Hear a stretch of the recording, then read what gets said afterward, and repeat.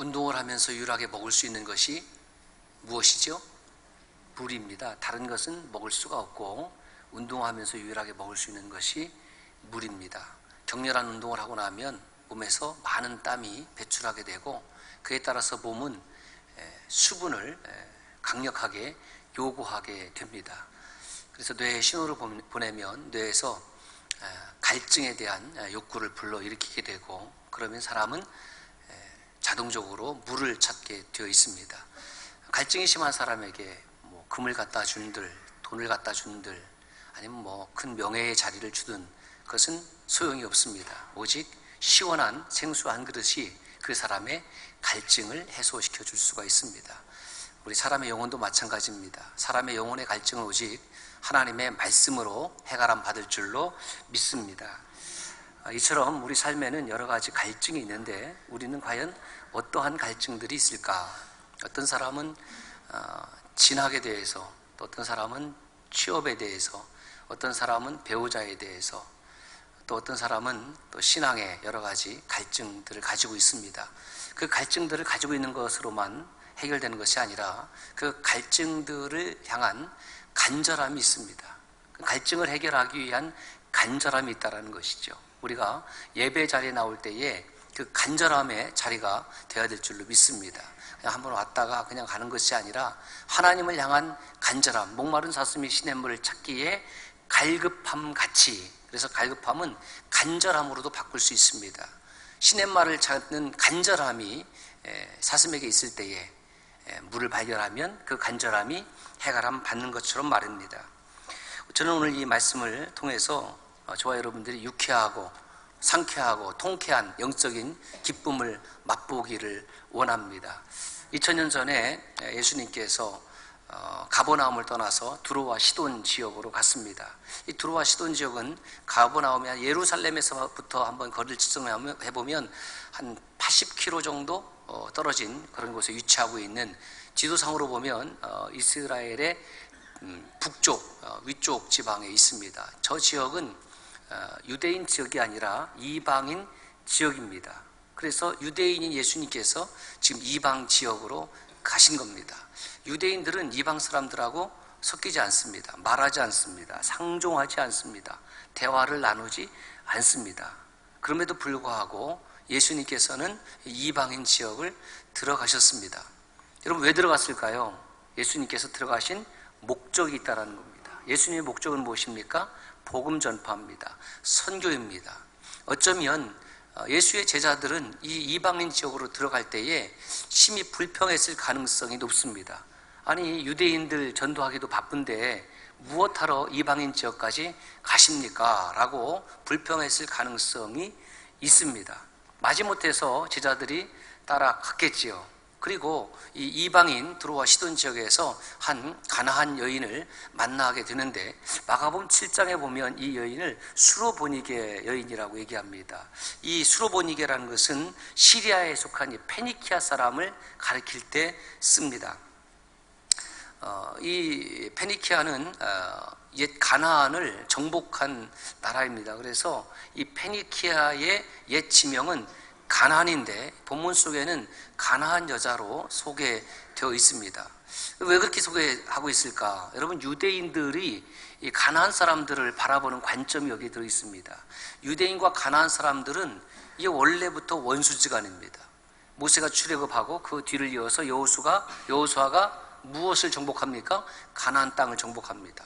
그 가나안 땅을 정복하기 때문에 가나안 땅에 살고 있었던 원주민들과의 전투가 벌어지게 되는 거죠. 가나안 사람들의 입장에서 보면은 이 이스라엘 사람들은 이거 웬수라, 우리가 잘 살고 있는 땅에 들어와서 우리를 여호와의 이름으로 지금 쫓아내고 죽이고 그러지 않습니까? 그래서 치열한 전투가 벌어진 그런 사람들이 이제 가나안 사람들, 그러니까 유대인과 가나안 사람들은 원수가 되는, 상종하지 말아야 될 사람들이라는 것입니다. 그래서 이 가나안 여인 한 사람이 신기하게도 예수님께 나오는 거죠. 성경은 역설적인 것을 보여줍니다. 유대인인 예수님께서 메시아로 왔음을 유대인들은 인정하지 않습니다. 거절합니다. 거부합니다. 그런데 참 신기하게도 이 이방 여인, 이 가나안 여인은 예수께서 메시아로 왔다라는 것을 인정을 해요. 참 놀랍지 않습니까? 유대인들은 이방 사람들을 어떻게 생각했냐면 자녀들에게 가르칠 때에 하나님께서 이방 사람들은 왜 만들어 놨나 이렇게 질문하면 자녀들은 이렇게 대답을 하도록 가르쳤다고 그래요. 지옥의 땔감으로 쓰려고. 그게 얼마나 여러분 무서운 말입니까? 그러니까 유대인들의 관점에서 보면은 저 이방 사람들은 이건 사람이 아니고 이건 뭐 땔감으로 쓰기에 뭐 그 정도의 가치가 있다. 아니 가치가 없다. 그런 말이죠. 근데 이 여인은 예수님을 메시아로 또 로드로 주님으로 그렇게 고백하고 있다는 거예요. 참 신기합니다. 신비이기도 합니다. 2세기 말에 설교자였던 클레멘트는 이 가나안 여인의 이름을 유스타다 이렇게 기록한 문헌이 있더라고요. 그 다음에 그 딸 이름은 베로니카. 유스타와 베로니카, 성경에는 이름이 나와 있지 않습니다. 어쨌든 이 가나안 여인은 이방 여인이었고 자기 딸의 문제가 있었는데 그 문제는 귀신 들린 문제였습니다. 귀신은 도무지 나갈 생각하지 않습니다. 쫓아낼 능력도 자기에게 없습니다. SNS가 발달하지 않았음에도 불구하고 예수님의 이야기를 들었을 것입니다. 소문을 들었을 것입니다. 그런데 신기하게 예수님이 그 들어와시던 지역에 지금 나타났으니 여러분 유일한 빛을 본 거 아닙니까? 작은 신락 같은 희망이 생긴 겁니다. 그때부터 예수를 향한 간절함이 이 여인에게 생긴 것이죠. 아무도 해결할 수 없는 삶의 문제, 예수님이라면 해결할 수 있을 것이다. 그리고 예수님을 향해서 뒤를 쫓아가면서 이렇게 외칩니다. 주 다윗의 자손이여 나를 불쌍히 여기소서. 내 딸이 흉악하게 귀신 들렸나이다. 이 짧은 문장 속에 자기의 신앙 고백도 들어가 있고 그 다음에 삶을 바라보는 관점도 들어가 있고 자기의 문제도 포함되어 있습니다. 단순히 그냥 주님이라고 표현하지 아니하고 주 다윗의 자손이여라고 이야기를 합니다. 그것도 이방 여인의 입에서. 다윗은 유대인들이 가장 존경하는 왕 중의 왕입니다. 그래서 메시아는 다윗과 같은 나라를 흥망하게 하는 사람이 다시 나타날 것이다. 그 사람이 메시아다. 이런 관점을 유대인들이 가지고 있었던 것입니다. 그 예수님을 향해서 이 이방 여인이 다윗의 자손이라는 표현을 하거든요. 그 유대인들이 하는 표현을 그대로 수용한다는 것이 매우 놀라운 겁니다. 그리고 하는 말이 나를 불쌍히 여겨달라고 합니다. 여러분 신앙의 본질, 신앙의 기준이 어디서 출발하는지 아십니까? 하나님 앞에서 나를 불쌍히 여겨달라. 여기서 출발하는 거예요. 우리가 주님 앞에 나올 때에 하나님 저는 죄인입니다. 누가 뭐래도 죄인입니다. 제가 지금 그럴듯한 모습을 하고 있지만은 그러나 안에 들여다보면 저는 영락없는 죄인임에 틀림이 없습니다. 그러므로 하나님 저를 불쌍히 여겨주세요. 긍휼히 여겨주세요. 이것이 신앙의 출발이 되어야 됩니다. 이 여인은 그렇게 출발했습니다. 내 딸이 귀신 들린 문제를 이야기하기 앞서서 왜 그 문제를 주님 해결해 주셔야 됩니까? 저를 불쌍히 여겨서 좀 해결해 주세요. 저를 긍휼히 여겨서 좀 그 해결해 주세요. 그렇게 지금 호소하고 있습니다. 그래서 이 여인은 자기 딸의 문제를 지금 주님 앞에 아뢰고 있고 주님은 이 여인의 이야기를 듣고 몇 가지의 반응을 이제 나타나시는데 그 반응을 좀 세분해서 함께 이 시간 은혜를 나누기를 원합니다. 이 여인의 간절함, 이 간구함에 대한 예수님의 첫 번째 반응이 있습니다. 그것은 따라서 합시다. 무시였습니다. 23절 말씀을 보세요. 예수는 한 말씀도 대답하지 아니하시니 다윗의 자손 예수요, 다윗의 자손이요, 나를 좀 불쌍히 여겨주세요 라고 뒤에서 소리치는데 그 소리를 들은 주님은 한 말씀도 하지 않았다라고 마태는 기록하고 있습니다. 그러나 한 말씀도 하지 않은 의도가 분명히 있다라는 겁니다. 여러분 우리가 교회에서 누가 불렀어요. 그런데 많이 보면서 대답을 하지 않고 쏙 가버렸어요. 서운해요? 안 서운해요? 여러분들은 서운하지만 저는 열받아요. 아니, 사람이 불렀으면 대답을 해야지. 그냥 보고 싹 지나쳐 가버리면 얼마나 화나고 무시하는 거잖아요. 교회 안에서 누가 무시를 받고 싶어서 교회 나온 사람이 있어요? 아무도 없잖아요. 나를 좀 불쌍히 여겨달라고 그러면은 좀 이렇게 이야기를 들어봐야지. 고칠 능력이 있는지 없는지는 잘 모르겠고, 그래도 이 이야기는 좀 들어봐야 되는 것 아닙니까? 한 말씀도 대답하지 아니하시니. 왜 그렇습니까? 당시 유대인들의 관점을 예수님이 그대로 지금 드러내고 있다는 것을 알아야 돼요. 이방 여인하고 유대인 남자하고 상종할 필요가 있습니까? 전혀 없습니다. 이것은 예수님의 마음이 그렇다는 것이 아니고, 다시 말씀드려서 유대인들의 관점과 태도와 삶의 방식이 그러했다라는 사실이지요. 지금 예수님의 제자들은 이방인 지역에 들어간 것 자체가 불편한 거예요. 싫은 거예요. 그런데 심지어 이방 여인이 예수님을 향해서 다윗의 자손이라고 부릅니다. 그것도 아마 싫었을 것입니다. 이 여인은 예수님을 메시아로 생각을 했습니다. 딸의 문제를 이야기하면 해결함 받을 것이라고 믿었습니다. 저는 어디서 이런 여인의 믿음이 생겼는지 참 신비합니다. 교회를 문지방에 닳도록 20년, 30년 다녔어도 어떤 때는 내가 믿음이 있는지 없는지 이게 헷갈릴 때가 있는데, 이 여인은 예수님을 향해서 믿음이 있었습니다. 문제는 예수님께서 이 여인을 무시했다라는 겁니다. 간절함이 무시되었습니다. 그럼 어떻게 해야 됩니까? 돌아가야죠. 화를 내야죠. 그런데 이 여인은 계속해서 예수님을 쫓아오면서 이렇게 외칩니다. 15장 23절 말씀 같이 봅니다. 시작. 그 여자가 우리 뒤에서 소리를 지르오니 그를 보내소서. 그 제자들이 듣고 나서, 아니 이방 여인이 계속해서 예수님을 부르고 성가시게 하니까 쫓아 보내라는 거예요. 이게 유대인 제자들의 본래의 마음이었습니다. 이 여인이 가지고 있는 고통, 무엇을 불쌍히 여겨달라고 하는지에 대해서 제자들은 도통 관심이 없었습니다. 그죠? 번거로운 여인, 아무도 알아주지 않는 여인, 당신 가라, 그런 태도였지. 이러한 여인의 간절함에 대한 예수님의 두 번째 반응이 뭐냐면, 따라서 합시다. 부정이에요. 무시해서 부정으로 갑니다. 24절 말씀 같이 있습니다. 시작. 나는 이스라엘 집에 잃어버린 양 외에는 다른 데로 보내심을 받지 아니하였노라. 잃어버린 양은 누굴 말합니까? 유대인들을 말하는 거예요.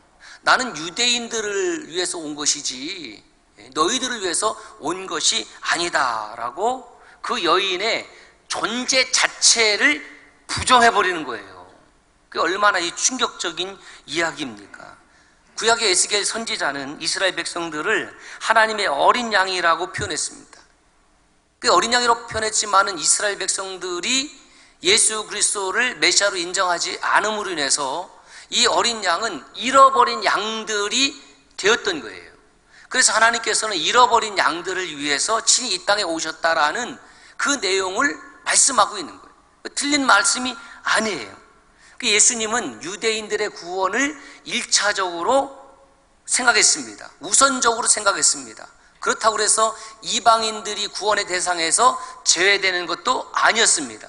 이방인들은 하나님의 구원에서 그 대상에서 제외다라는 것이 유대인의 관점이라고 하면 예수님도 그 관점에 동의하지만 그것이 전부가 아니라 구원이 유대인에게서 난다, 유대인에서 시작된다, 이것은 사도 바울도 같은 관점을 가지고 있어요. 그러나 하나님의 구원은 온 세상을 위한 구원이다. 할렐루야.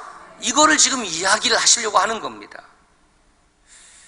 만약에 예수님께서 유대인들의 전통적인 관점만을 그대로 고수하고 계셨다고 한다면 굳이 그렇게 먼 거리까지 그 이방인 지역까지 넘어갈 필요가 없는 거예요. 유대인들이 사는 마을과 이방인들이 사는 마을이 이렇게 구분되어 있어요. 이 경계가 있다라는 거예요. 여러분, 전도 또는 선교라는 것은 경계를 뛰어넘을 때 일어나는 것입니다. 그래서 선교학자 데이빗 부시라는 사람은 선교라는 것은 경계를 뛰어넘는 것이다, 이런 말을 했어요. 민족과 민족의 경계를 뛰어넘고 지역의 경계를 뛰어넘고 인종의 경계를 뛰어넘고 문화의 경계를 뛰어넘을 때에 거기서 하나님의 선교의 역사가 일어난다라는 거예요. 우리는 뭐 조그만 나라가 막 경계를 너무 많이 만들어 놨어요. 충청도, 전라도, 경상도, 보이지 아니한 선들, 이 경계를 뛰어넘지 아니하는 것은 하나님의 선교를 반대하는 것입니다. 경계를 뛰어넘어야 돼요. 나와 다른 사람의 존재에 대해서 인정하고 수용하는 것을 주님 직접 몸으로 보여주고 있다라는 것이죠. 자, 25절 말씀을 보십시오. 주여 저를 도우소서. Lord, help me. 이 여인은 예수님의 무시, 그리고 예수님의 무엇이라고요? 무시다면 뭐예요? 뭐예요? 부정. 예수님이 무시했고 그 존재 자체를 부정했으면 그 정도면 돌아서야 되는데, 그래도 끝까지 주여 저를 도우소서. 여기까지 하면은 정말 저 같으면은 질렸다 그렇게 할 것 같아요. 질릴 정도로 끈질깁니다.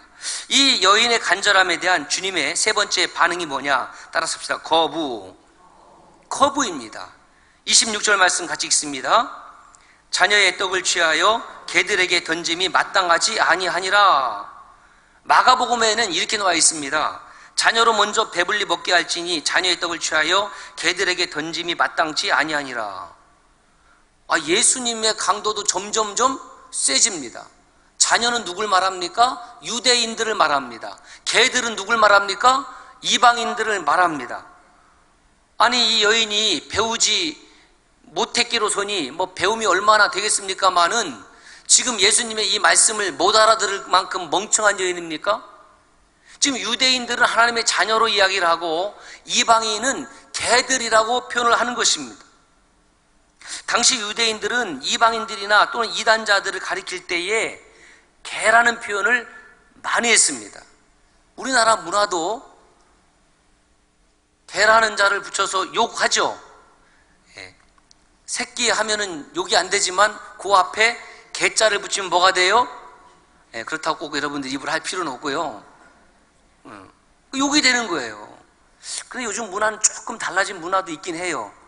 개자를 붙이면은 좀 강조용법으로 쓰이기도 합니다. 젊은이들이 그러더라고요. 맛있다라는 표현을 뭐라 그래요? 개맛있다. 기쁘다라는 표현을 뭐라 그래요? 개기쁘다.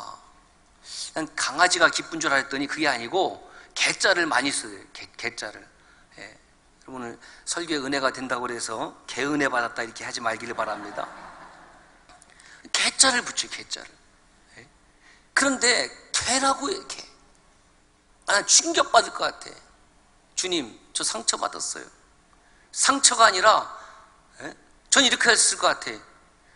진짜 별 거지 깽깽이 같은 사람 다 봤네. 내가 메시아인 줄 알았는데 내가 사람 잘못 봤어. 나 인권 무시당했어. 나 고소할 거야. 사람을 알기를 이렇게 무시하고 부정하고 개 취급하고, 메시아는 무슨 메시아? 이러면서 제가 악담을 하고 아마 저주를 하고 그렇게 뒤돌았을 것 같아요. 뒤돌아갔을 것 같아요. 여러분 어떻습니까? 여러분 어때요? 남의 이야기니까 지금 우리가 이렇게 편히 앉아서 듣는 것이지, 너 개다 라고 하면은 뿌리치고 얼굴에 화를 내고 그렇게 가지 않겠습니까? 이 정도면 물러날 만한데 이 여인은 포기하지 않습니다. 참 신기한 여인이에요. 27절 말씀을 보세요. 주여 올소이다마는 개들도 주인의 땅에서 떨어지는 부스러기를 먹나이다. 난 이 여인이 어떻게 이렇게 대답을 잘하는지 참 말 잘해요. 보면 여러분들은 교회 안에서 말을 잘해요, 못해요?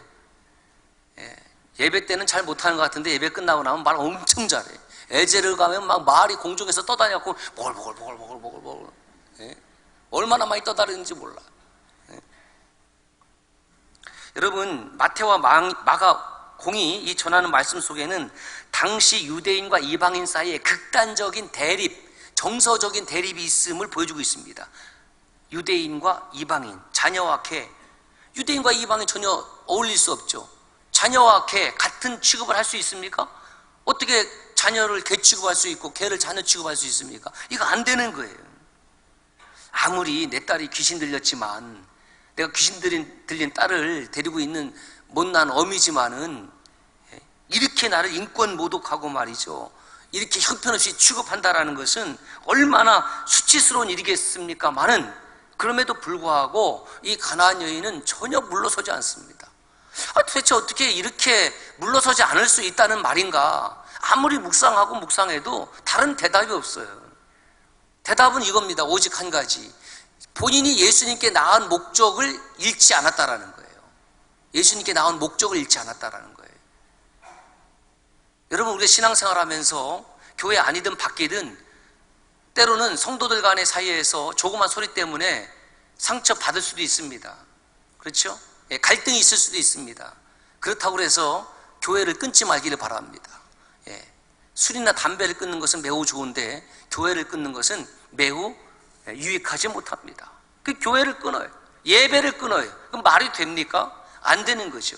내가 신앙생활하는 목적이 뭐예요? 내가 예배 자리에 나오는 목적이 뭐예요? 여러분은 이 아침에 뭐 하려고 예수님 앞에 나와서, 하나님 앞에 나와서 지금 예배를 드립니까? 체면 때문에 나왔습니까? 안 나오면 뭐 전화하고 왜 안 나오냐고 따지기 때문에 나온 것입니까? 그것이 아니고 내가 하나님께 나온 목적이 있다는 거죠. 하나님께 영광이요, 하나님의 임재를 경험하며 하나님의 거룩함을 경험하며 이 예배가 일상의 삶으로 이어지고 하나님으로부터 받은 은혜를 가지고 삶의 현장에서 치열하게 전투에서 이기기 위해서 나는 하나님 앞에 예배자로 선다라는 이 분명한 목적이 있는 거예요. 이게 사라져버리면은 그 조그만 말에 시험 들었다 그러고 상처받았다 그러고, 그래서 막 교회를 끊고 나오지 않고 미련한 사람입니다. 학생이 수업 시간에 선생님으로부터 꾸중을 들었습니다. 야, 열심히 해야지. 그 관심이잖아요. 에이, 선생님한테 꾸중 들었으니까 난 내일부터 학교 안 와. 이게 학생이 바른 학생이겠어요? 태도가 바른 거겠어요? 학생이 학교를 뭐하러 옵니까? 도시락 까먹기 위해서 옵니다. 그게 아니에요. 공부하기 위해서 오는 거 아니겠습니까? 그 목적을 잃어버리면 여러분 불행한 것입니다. 바다 위에 호와 유람선이 떠 있습니다. 먹을 것이 있고 수영장이 있고 뭐 오락거리가 있고 뭐 신이 나는 거죠. 그럼에도 불구하고 이 호와 유람선이 돌아갈 항구가 만약에 없다고 한다면 그거 불행한 것 아니겠습니까?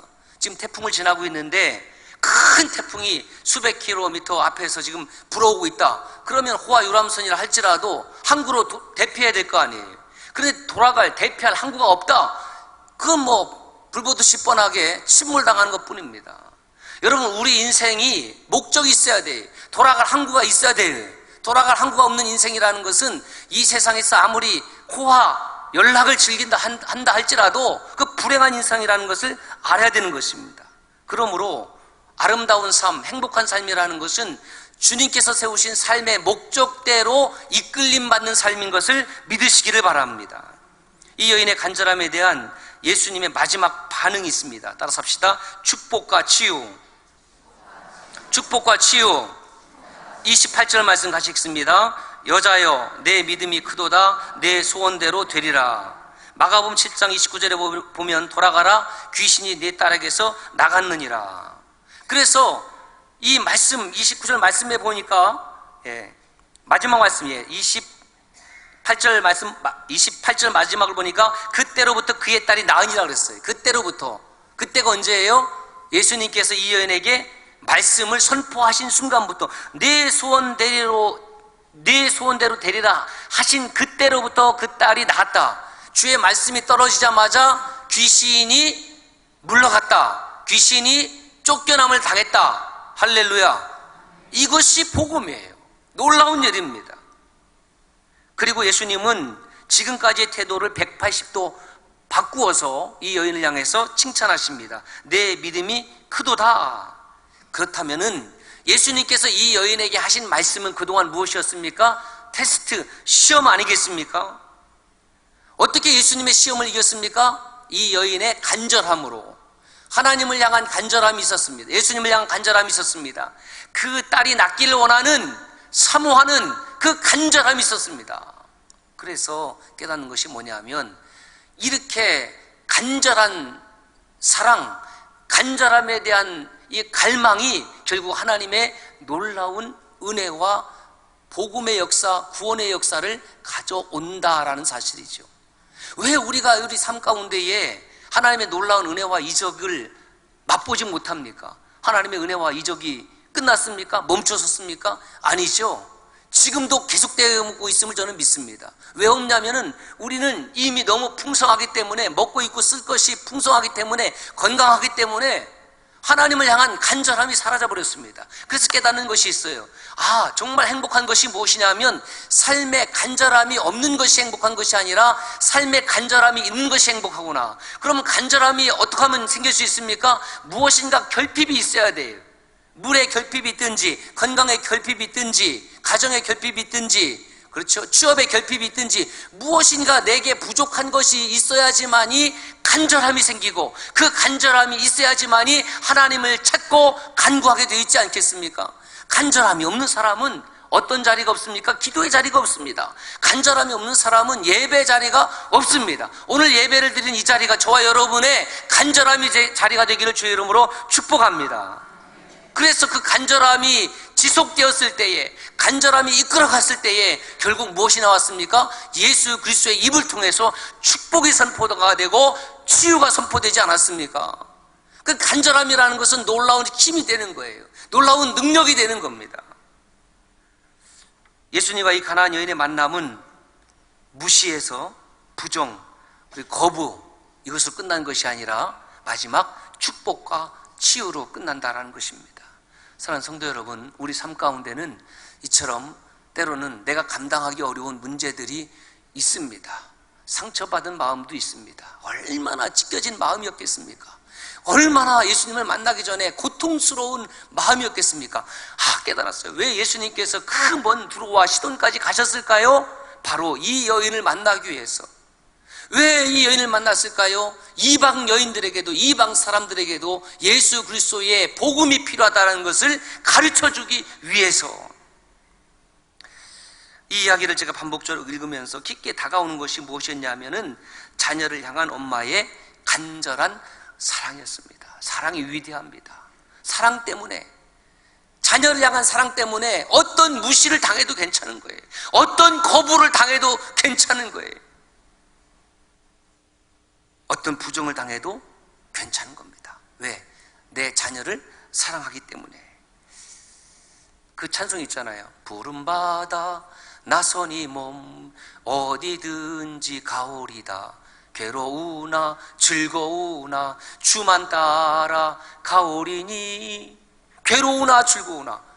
이제 찬송을 다시 한번 제가 묵상하면서 즐거울 때는 따라가는데 괴로울 때 과연 따라갈 수 있냐는 거예요. 멸시천대 십자가는 누가 져요? 주님이 져야지 왜 내가 져?